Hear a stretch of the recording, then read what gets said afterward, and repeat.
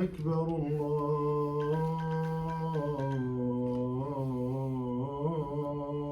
الله أكبر أشهد أن لا إله إلا الله أشهد أن لا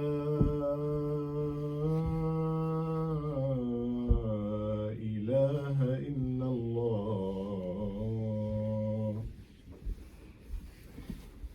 أشهد أن محمدا رسول الله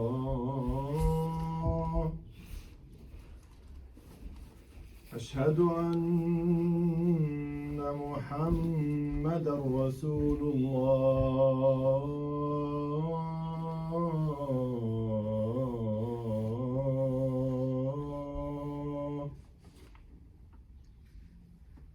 حي على الصلاة حي على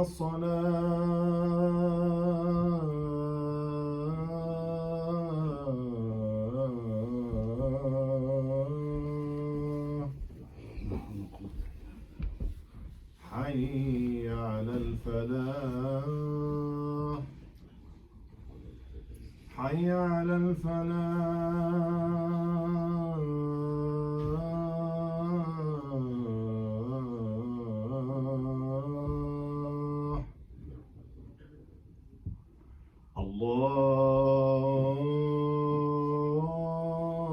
الله أكبر الله أكبر لا إله إلا الله.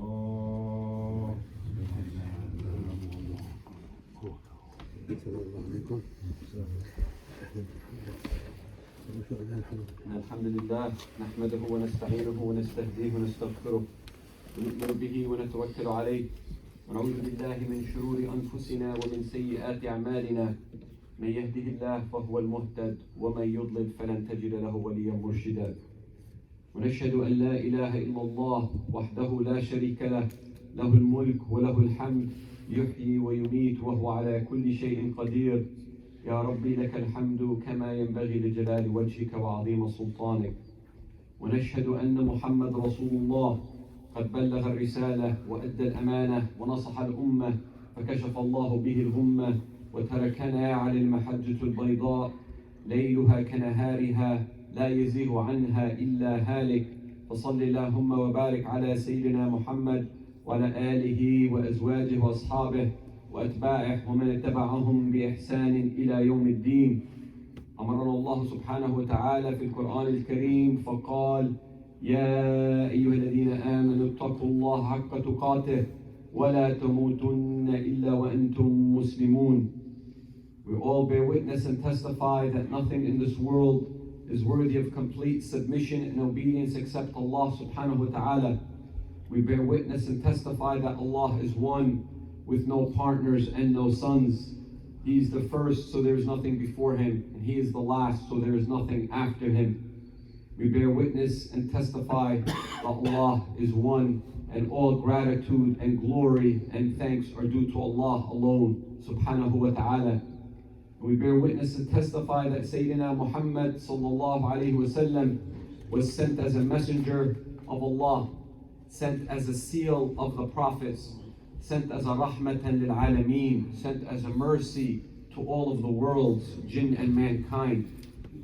For all the praises due to the Prophet Muhammad and greetings to the Prophet Muhammad sallallahu alayhi wa sallam. Allah ordered us in numerous ayahs of the Quran. He said, "O you who believe, have true taqwa, true God consciousness in Allah subhanahu wa ta'ala, and do not die except that you're in a state of Islam, a state of submission to Allah subhanahu wa ta'ala." You know, throughout life, we go through a lot of obstacles and challenges, and each human being faces these challenges in different ways. You know, sometimes when you don't go through enough challenges or enough obstacles, it kind of makes you weak. Sometimes, you know, you see people that, you know, maybe grow up in a castle, haven't really experienced life, especially in the olden days, or even today, possibly, growing up in a mansion, and doesn't really experience life, and maybe everything is done for them, it truly doesn't really make them stronger. Sometimes it has a negative effect on them, makes them a little bit weaker, or rely on other people for things, but Allah subhanahu wa ta'ala says in the Quran that He created life and death to give you bala. Quote the exact ayah.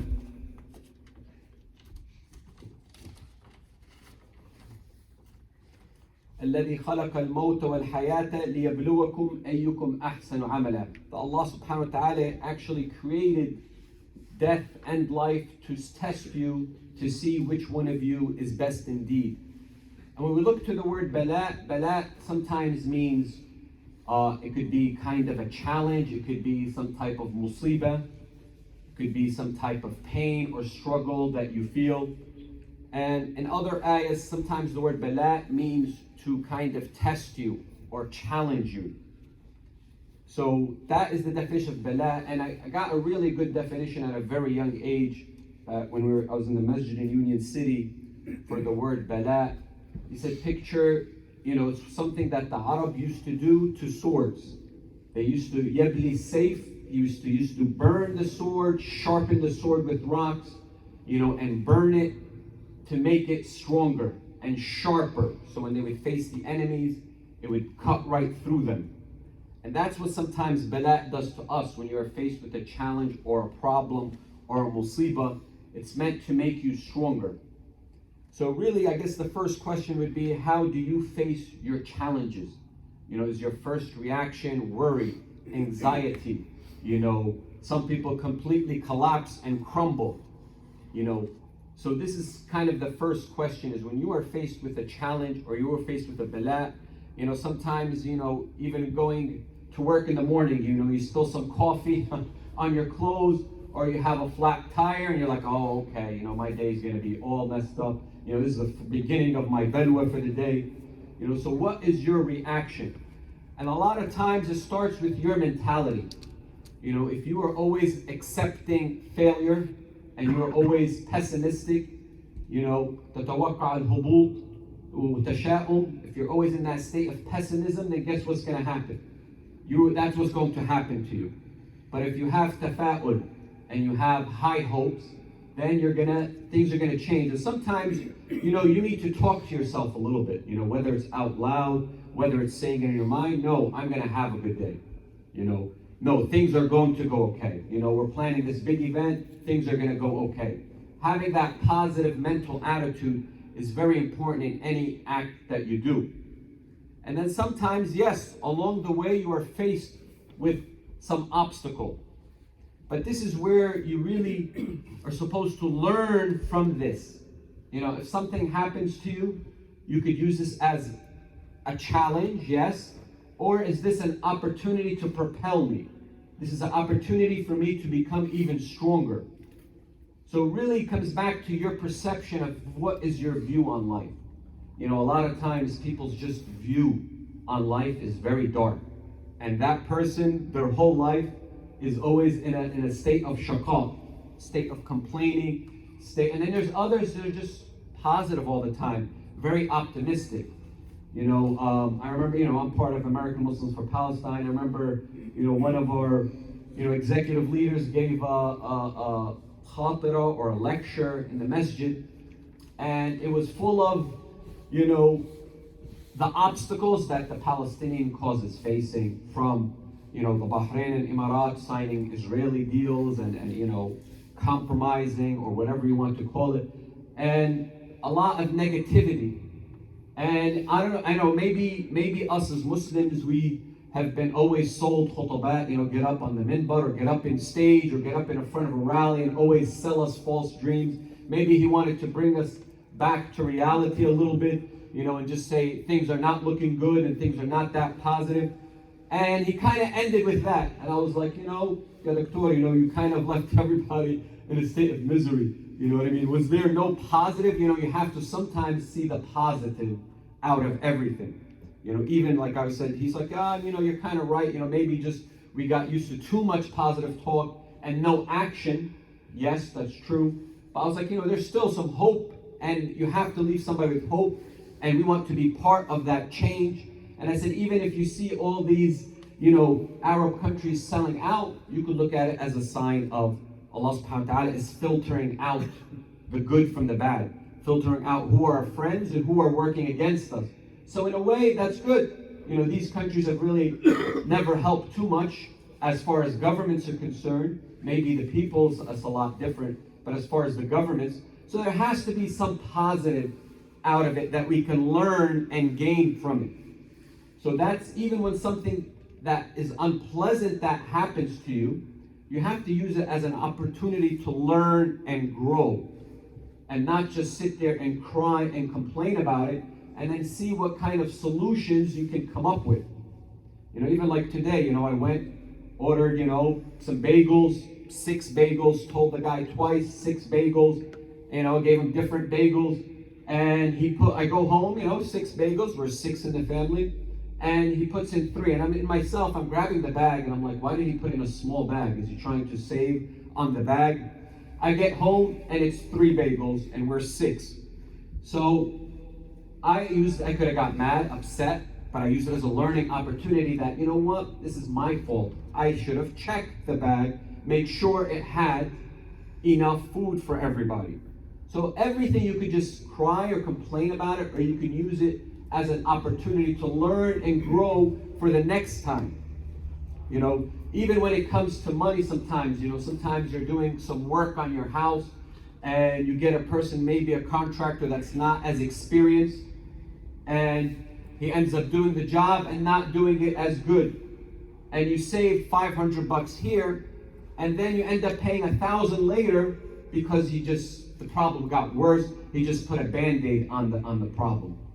So even things like that, it's a learning experience to grow from. And that's how you should really be looking at bala.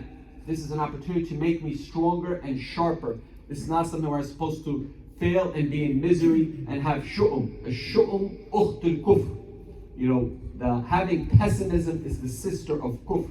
Wal-ayadu billah, sometimes even it leads people to their iman getting lower when bad things happen to them. Why did Allah allow this to happen to me? Why did that happen to me here? Why did Allah answer my dua? Allah didn't answer your dua, maybe because it's for the best for you.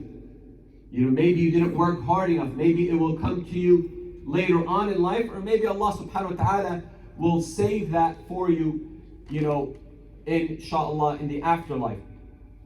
And when you look at the Anbiya, they didn't have an easy life. As the Prophet Muhammad said, كانوا الأنبياء أشد الناس بلاءً. ثم الصالح after البلاء الأنبياء ثم الصالحون ثم الأمثل فالأمثل.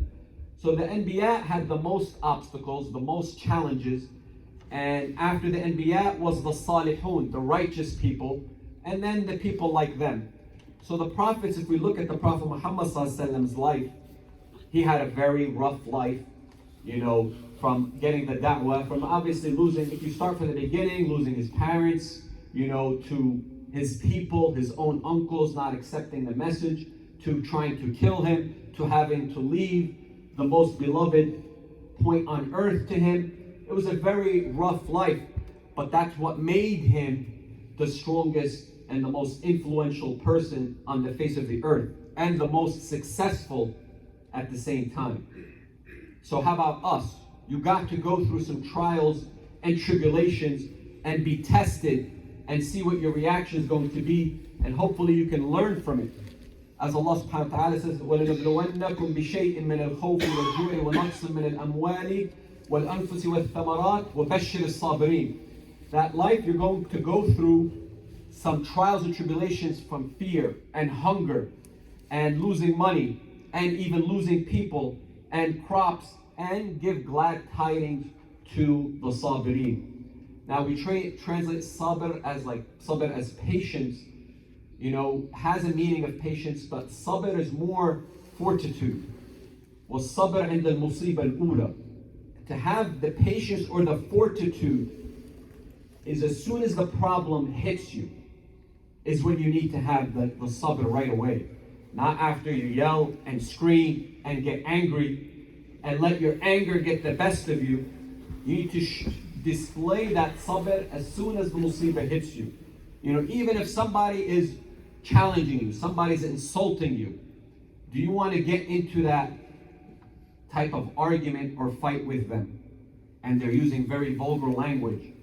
Do you want, to me, I compare it as getting into a fight with a pig in the mud. When somebody's insulting and has such a vulgar tongue and insulting and cursing at you, you either react and lower yourself to them, and even if you're able to beat them in the argument or beat them in insulting them, outdo them in the insult, guess what? You're still going to come out of that mud battle with that pig all filled with mud, because now they made you be not yourself and start using foul language as them. So that's what, even things like that, you shouldn't lower yourself to getting into those type of arguments. And, even if you win at the end, you still really lost.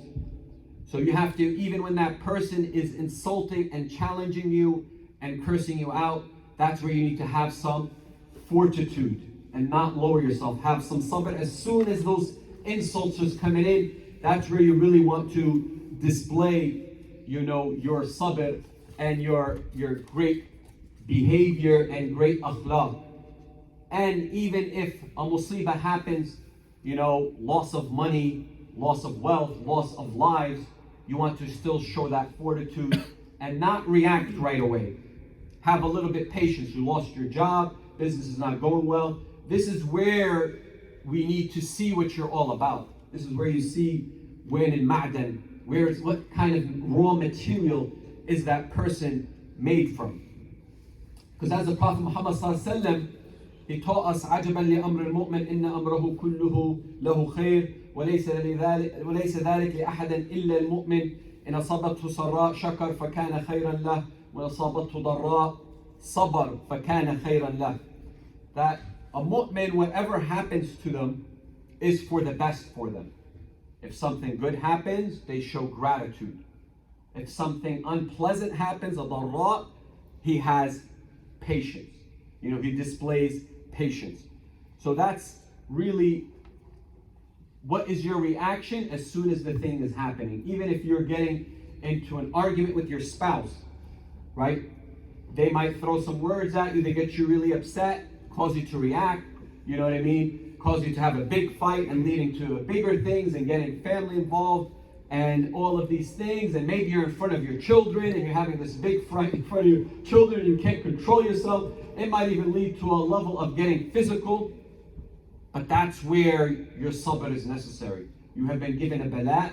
What is your reaction? What is your raw material? What is your ma'dan about? What kind of reaction are you going to have? And sometimes you notice, if you have a little bit of patience and just relax a little bit, don't react so fast, sometimes it just works itself out. And sometimes, no matter how gloomy things look for you, how bad things look for you, sometimes it's actually better for you. And sometimes it might take a little time to show. Sometimes it's a matter of hours. Somebody sends you a text message and you're all upset that he's insulting you or criticizing you or putting you down. And then it's just a couple of hours to really realize he didn't mean it that way. She didn't mean it in that way. And sometimes you are getting criticized and it might take a few days to see, okay, somebody's criticizing me. Is there some truth to it? Is there something I can work on?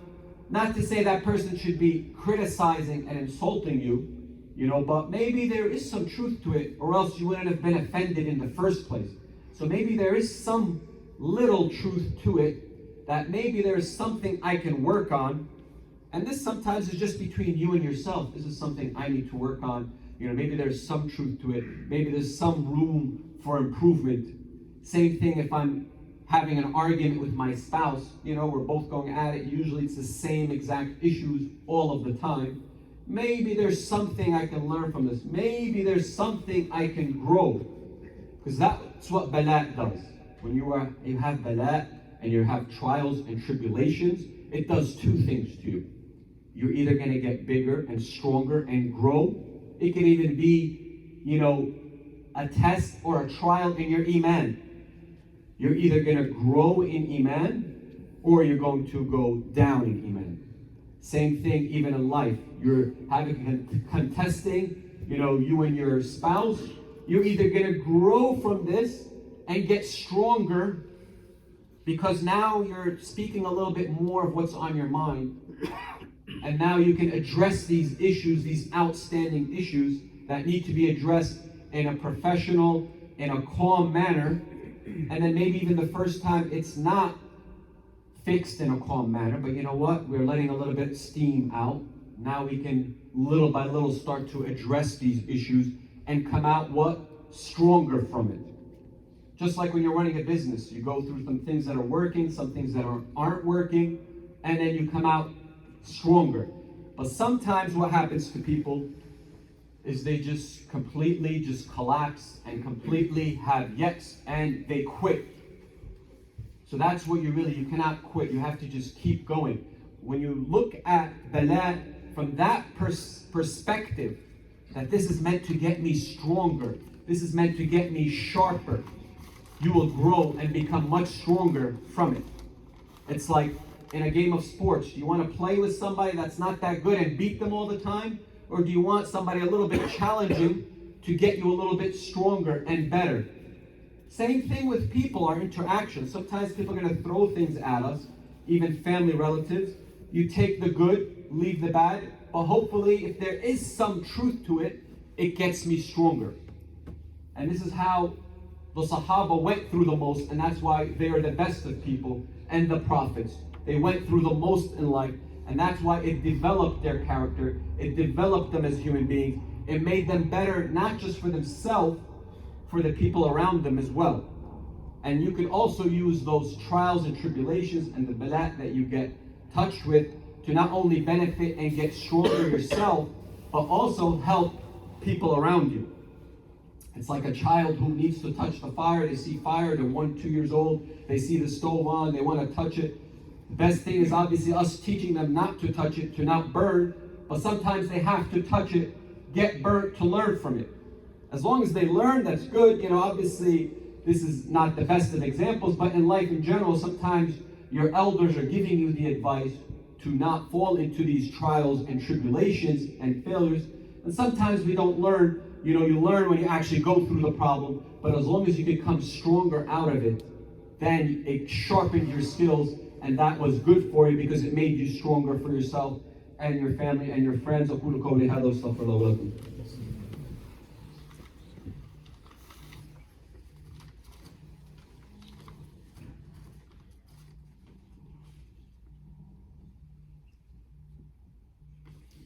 Bismillah wa salatu wa salam ala Rasulillah. So the next time you are faced with a trial tribulation, the first step is to relax a little bit, breathe, and see what benefit you can get out of this. What I can use this situation as an opportunity. And sometimes it's an opportunity that you get a little problem that might have costed you a little bit, but it's saving you for the future if you use it as a learning opportunity that this was actually good for me, to save you from a bigger problem in the future and for your family. And I love the saying, it's not the size of the man that faces the problem. It's not the size of the problem that the man faces, it's the size of the man that's facing the problem, right? Everybody has problems, everybody has issues, but it's always the size of the person, the man or the woman that's facing the problem, that makes the big difference. So next time we are faced with bala, use it as an opportunity to sharpen your skills, sharpen your swords, sharpen yourself to get stronger. Do not fall into yets and shu'um and despair and let it bring you down. Don't let any situation bring you down or any person bring you down. اللهم اغفر لنا ذنوبنا واسرافنا في امرنا اللهم آت نفوسنا تقواها وزكها انت خير من زكاها انت وليها ومولاها اللهم آتنا نفسا مطمئنة تؤمن بلقائك وترضى بقضائك وتخشاك حق خشيتك اللهم نسألك الجنة وما قرب إليها من قول وعمل ونعوذ بك من النار وما قرب إليها من قول وعمل اللهم نسألك من خير ما سأل منه نبيك وعبدك محمد صلى الله عليه وسلم ونعوذ بك من شر ما استعاذ منه نبيك وعبدك محمد صلى الله عليه وسلم اللهم اجعل القرآن الكريم ربيع قلوبنا ونور أبصارنا وجلاء همومنا وغمومنا. اللهم ذكرنا منه ما نسينا وعلمنا منه ما جهلنا. اللهم اجعله حجة لنا لا علينا يا أرحم الراحمين. اللهم اعز الإسلام وعز المسلمين. اللهم حرر مسجد الأقصى وبلاد المسلمين في كل مكان يا أرحم الراحمين. اللهم فك أسرانا البواسل التي في السجون بظلم يا أرحم الراحمين. وآخر دعوانا الحمد لله رب العالمين. And just a small announcement, we're having the American Muslims for Palestine New Jersey convention end of the month in Rutgers, Newark, Friday night, all day Saturday, January 27, 28. You're all invited. The flyer's on the way out. جزاكم الله خير. أقم الصلاة إن الصلاة تنهى عن الفحشاء والمنكر وذكر الله أكبر والله يعلم ما تصنعون. الله أكبر الله أكبر. أشهد أن لا إله إلا الله.